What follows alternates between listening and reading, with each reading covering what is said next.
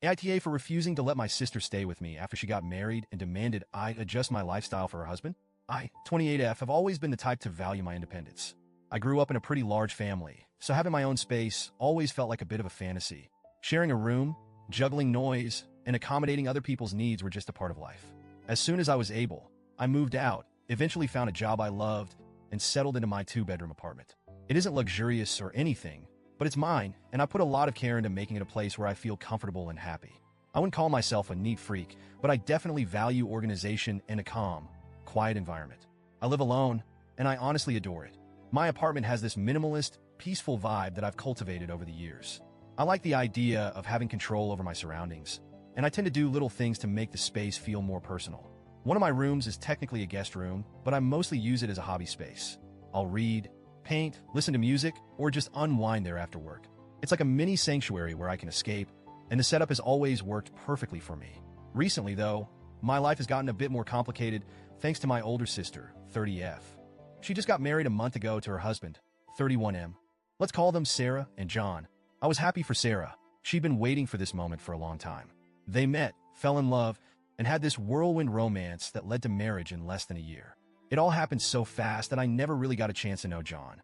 We've met maybe twice, once at their engagement, and then briefly on their wedding day.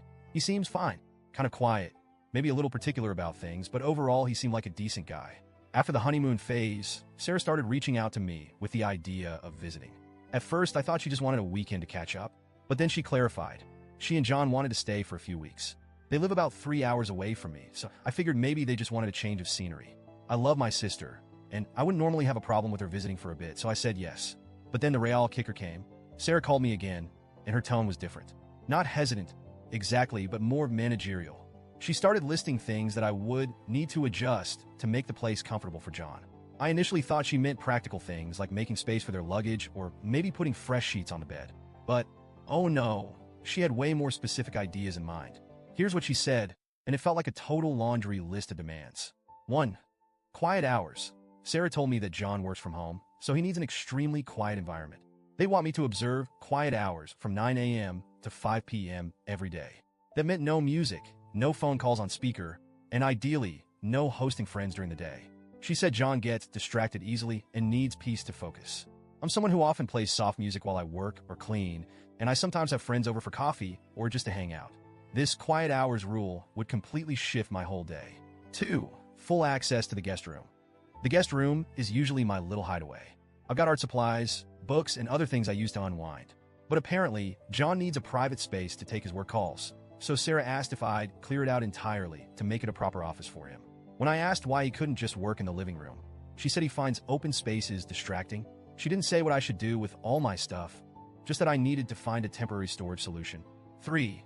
No cooking strong-smelling foods. Now, I'm not a chef by any means, but I do enjoy cooking a few things that have strong flavors, like curries or stir-fries with garlic.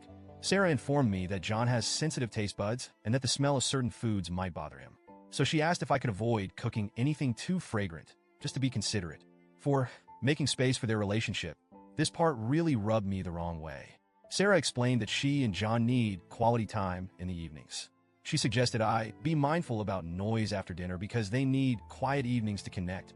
She also implied that I shouldn't have friends over in the evening because it could intrude on their couple time. Keep in mind, this is my own home, and I'd be expected to tiptoe around because they want to be alone. When Sarah finished talking, I felt like I'd been hit by a truck. She sounded so nonchalant, as if it were totally reasonable to ask me to rearrange my entire lifestyle for them. She framed it as a few small adjustments, but to me, it felt like they'd be taking over my entire space. I'd basically have to walk on eggshells in my own home. I barely even know John, yet I'd be bending over backward to accommodate him. I tried to explain to Sarah that I wasn't comfortable with all these changes. I told her I'd be happy to let them stay if they could compromise a bit. Maybe he could work from the living room instead of the guest room, or maybe they could just stay for a weekend instead of multiple weeks. But she immediately got defensive and accused me of being selfish. You know, family is supposed to help each other, she said. This is only for a few weeks, and it's not like we're asking for the world. When I said that it actually felt like they were asking for a lot, she got mad. She went on a rant about how John is her husband now, and that by extension, he's family, so I should want to help him feel at home.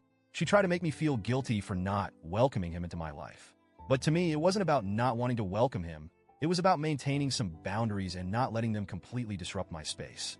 The call ended on a sour note, and now I'm left feeling guilty. Maybe I am being too rigid. Maybe I should be more accommodating, given that it's only temporary. But the thing is, I don't want to resent them.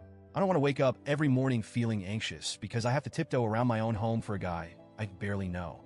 I'm scared that if I give in to all her demands, I'll end up feeling so frustrated and uncomfortable that I'll resent them both by the time they leave. It's also making me question how well I really know my sister. She's always been a bit headstrong, but this level of entitlement feels new. I can't tell if it's her new marriage talking or if this is just who she is now. I even wondered if John was putting pressure on her to make these demands, but she seemed so adamant, like she genuinely thought I owed them these accommodations as family. Since our argument, she's barely spoken to me. She's left a few passive-aggressive texts. Things like, I guess we'll just have to figure something else out, since it's too much to ask you, or I thought you'd be more supportive as a sister. She's even implied that if I can't make these accommodations, she might not bother visiting at all. I don't want to lose my relationship with her, but I also don't think it's fair for her to make these demands and expect me to say yes without hesitation. And the guilt has been gnawing at me ever since. Am I being selfish? Should I just put up with it for the sake of family? I genuinely don't know. So, AITA for refusing to let my sister and her husband stay under these conditions? Or should I be more willing to compromise?